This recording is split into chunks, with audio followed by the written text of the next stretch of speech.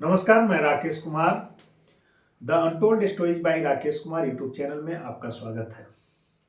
आज मैं जिस विषय को लेने वाला हूं उससे आपका भी स्वाभाविक जुड़ाव होगा, ऐसा मुझे लगता है, क्योंकि जागृत चेतना का साक्षात्कार जो स्थल बना था महाकुंभ, हम उस पर आज चर्चा करने वाले हैं। इसके पीछे की वजह है कि अभी महाकुंभ, जो कि दुनिया का सबसे बड़ा जमावड़ा था, श्रद्धालुओं की वहाँ ऐसी उपस्थिति थी जैसे आप इसको इस रूप में देखिए कि दुनिया के कई ऐसे देश हैं जिनमें इतनी बड़ी आबादी नहीं है। तो यह जो है सांस्कृतिक चेतना का स्थल था, और उस सांस्कृतिक चेतना के स्थल प्रयागराज के त्रिवेणी संगम पर जो है सफलतापूर्वक महाकुंभ का जो है समापन हुआ। तो एक विषय बनता है जहां पर कि एक वीडियो बनाया जाए और भारत के जो आध्यात्मिक पक्ष हैं, सांस्कृतिक पक्ष हैं, दार्शनिक पक्ष हैं, सामाजिक पक्ष है, और जो एकता का महायज्ञ के रूप में जो संपन्न होने वाला यह आयोजन है महाकुंभ, उस पर प्रकाश डाला जाए, ऐसी मेरी राय है और ऐसी राय आपकी भी होगी। तो सबसे पहले अगर हम देखें तो लगभग 45 दिन तक चला यह महाकुंभ में कई पक्ष जो है अपने आप में अनुपम थे, अद्भुत थे, अद्वितीय थे। और अगर हम प्रयागराज के लोगों के आतिथ्य के भाव की प्रशंसा करें तो यह भी अपने आप में अद्वितीय था।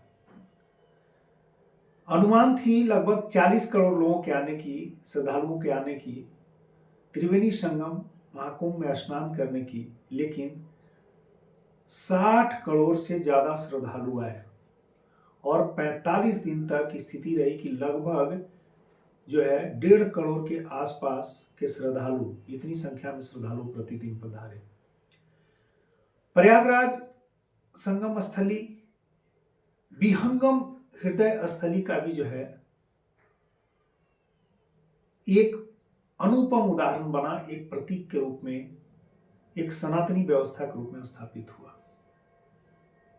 अब आप सोचिए कि विश्व का सबसे बड़ा धार्मिक सांस्कृतिक आयोजन हो, धार्मिक, आध्यात्मिक, सांस्कृतिक, दार्शनिक, सामाजिक जो पक्ष थे और इसमें जो निहित संदेश थे, उस महाकुंभ के आयोजन में, आयोजन स्थली में लोगों की जो जमावड़ा थी, श्रद्धालुओं की जो जमावड़ा थी, 60 करोड़ से ज्यादा के श्रद्धालु थे। तो इस महाकुंभ में जो धार्मिक, आध्यात्मिक, दार्शनिक, सामाजिक और सांस्कृतिक जो संदेश थे वह चमत्कृत करने वाले थे, मिरेकल की तरह थे। भारत समेत दुनिया के सारे देशों में यह चर्चा का विषय रहा और दुनिया ने माना कि जो महाकुंभ था वह जागृत चेतना का साक्षात्कार स्थल था। अब आप इसको ऐसे समझें कि डिजिटल एरा हो, डिजिटल क्रांति का दौर हो और 60 करोड़ से ज्यादा श्रद्धालु त्रिवेणी के संगम पर प्रयागराज में जुटते हों, जिसमें साधु, संत, फकीर, आमजन, ऋषि, मनीषी, उद्योगपति, फिल्मी सितारे, विदेशी मेहमान, देशी मेहमान, सारे तरह के लोगों का एक जमावड़ा था। आचार्य ओशो ने कहा है कि जहां धार्मिक आयोजन होते हैं और लोगों का जमावड़ा होता है, जहां श्रद्धालु पहुंचते हैं और एक सकारात्मक भाव से पहुंचते हैं, तो वहां एक पॉजिटिव वाइब्स उत्पन्न होती है, एक जो है सकारात्मक ऊर्जा का संचार होता है। वह सकारात्मक ऊर्जा उस पूरे वातावरण को सकारात्मक कर देता है। तो एक पक्ष तो यह था। दूसरा पक्ष क्या था कि डिजिटल क्रांति के दौर में 60 करोड़ श्रद्धालु का पहुंचना, सभी तरह के लोगों का पहुंचना, उत्तर से लेकर दक्षिण तक, पूर्व से लेकर पश्चिम, भारत का कोई ऐसा कोना नहीं था जहां से लोग वहां नहीं पहुंचे थे। यानी यह सामाजिक, सांस्कृतिक, राजनीतिक एकता का भी प्रतीक के रूप में महाकुंभ को देखा जाना चाहिए। सबसे बड़ी बात है कि भारत धर्म और आध्यात्म की स्थली है। यहाँ हजारों साल पुरानी जो संस्कृति है उसमें रचा बसा जो धर्म और आध्यात्म है उसका अनुपम स्थल है। इसका एक प्रतीक, इसका एक प्रतिरूप जो है महाकुंभ था। इसके अलावे भारतीय जनमानस इस डिजिटल क्रांति के युग में भी इस महाकुंभ में अगर आप देखेंगे तो युवाओं की संख्या, जो युवाओं की भागीदारी सर्वाधिक थी। तो वैसी स्थिति में इस डिजिटल क्रांति के दौर में भी इस बात की पुष्टि होती है कि भारत अपनी संस्कृति और अपनी परंपराओं से गहराई से जुड़ा हुआ है और यह पीढ़ी दर पीढ़ी इस संदेश का प्रसरण हो रहा है। अगर हम आगे की बात करें तो यह जो कुंभ स्थली है, अगर वहां पर देखें तो आध्यात्म और विज्ञान दोनों के संगम स्थली के रूप में स्थापित हुआ। यद्यपि दोनों के क्षेत्र अलग अलग हैं, आध्यात्म और दर्शन और विज्ञान के क्षेत्र अलग अलग हैं, लेकिन क्षेत्र में एक समानता भी, उन दोनों में एक कॉमन पॉइंट भी है। और जो अपने अपने तरह से, आध्यात्म भी अपने तरह से जीवन के रहस्य को ढूंढता है और विज्ञान भी अपने तरह से जीवन के रहस्यों को ढूंढता है। और इसका एक अनुपम उदाहरण जो है विज्ञान और आध्यात्म का अनुपम उदाहरण प्रयागराज की स्थली बनी। अपने अपने तरह से आध्यात्म भी, आध्यात्मिक पक्ष के लोग जो आध्यात्म में रचे बसे लोग थे, उन्होंने भी जीवन के रहस्यों को वहां देखा। और विज्ञान जो हमेशा जीवन के रहस्यों को खोजने के लिए आगे बढ़ता है, उसने भी वहां उन चीजों को देखा। समापन के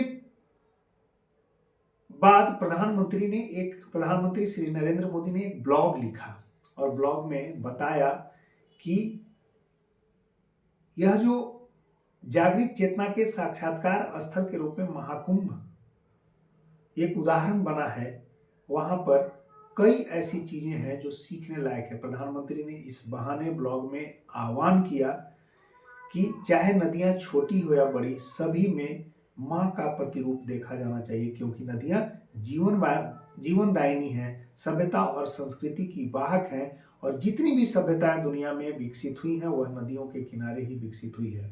और भारत में जो नदियां हैं वह जीवन का आधार बनती हैं। सारे छोटे बड़े नगर नदियों के किनारे बसे हुए हैं और वहीं पे सभ्यता का विकास हुआ। सीएम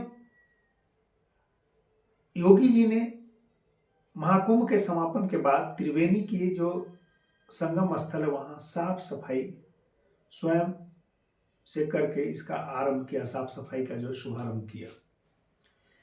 तो प्रधानमंत्री के इस आह्वान को वहां बल मिला कि नदियों के साफ सफाई और स्वच्छता पर भी ध्यान दिया जाना चाहिए, क्योंकि नदियां जीवनदायिनी है, मां का प्रतिरूप है, तो उन्हें स्वच्छ रखने की जरूरत है, उन्हें संरक्षित किए जाने की जरूरत है।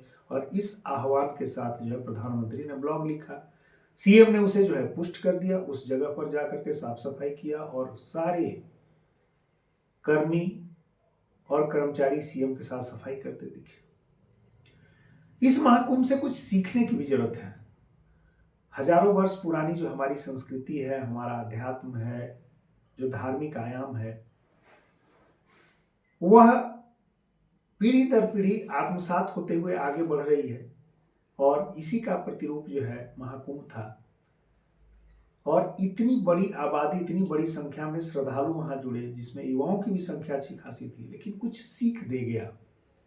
कुछ छोटी घटनाएं हुई महाकुंभ में, जैसे भगदड़ की एक छोटी सी घटना, तो हमें एक सीख दे गया कि भीड़ के प्रबंधन में हमें और दक्ष होने की जरूरत है। और राजनीति करने वाले संकीर्ण मानसिकता के लोग जो हमारी व्यवस्थाओं पे के मार्फत से हमारी संस्कृति है, जो हमारी संस्कृति है, पुरातन संस्कृति, सनातन संस्कृति, उस पे जो सवाल उठा रहे थे, उनसे भी सीखने की जरूरत है। जो कुंभ को महाफालतू बता रहे थे, मैंने पीछे के वीडियो में ऐसा बताया। दूसरा, मैं सीएम साहब से, माननीय आदित्य योगी जी से अपील करना चाहूंगा, या पूरे देश के सारी व्यवस्थाओं के जो प्रमुख हैं, जिन जिन स्तरों पर, प्रधानमंत्री श्री नरेंद्र मोदी जी से भी मैं अपील करना चाहूंगा कि किसी भी धार्मिक आयोजनों में जो वीआईपी कल्चर है उसको खत्म किया जाए, क्योंकि भारत की जो सनातन संस्कृति है उसमें यह इस बात की पुष्टि होती है कि किसी भी तीर्थ स्थली पर राजा और रंग सब बराबर होते हैं। और उसी हिसाब किताब से, उसी मानकों से जो है किसी भी तीर्थस्थली या तीर्थ स्थलों पे आयोजन को संपन्न किए जाने की जरूरत है। शुरुआत में योगी जी ने वीआईपीज के लिए एयरपोर्ट से सीधा त्रिवेणी के संगम स्थल तक एक्सेस दिया था और सुरक्षा के तमाम बंदोबस्त किए थे। लेकिन दुर्घटना के बाद इस कल्चर को संभवतः हटा दिया गया जैसी मुझे सूचना है। तो आगे सीएम साहब से, पीएम साहब से अपील होगी कि किसी भी धार्मिक आयोजन में जो वीआईपी कल्चर की परंपरा है उसको हटाया जाना चाहिए, क्योंकि भारत के सनातन मूल्यों में निहित है कि तीर्थ स्थली पे, मंदिर पर, धार्मिक आयोजनों पर राजा और रंक जो है एक बराबर होते हैं। तो मुझे आशा है कि यह वीडियो आपको पसंद आएगा और इसे जो है आप जरूर ध्यान से सुनेंगे और भारत की सभ्यता और संस्कृति के बारे में आप जो है रूबरू होंगे महाकुंभ के बहाने। धन्यवाद।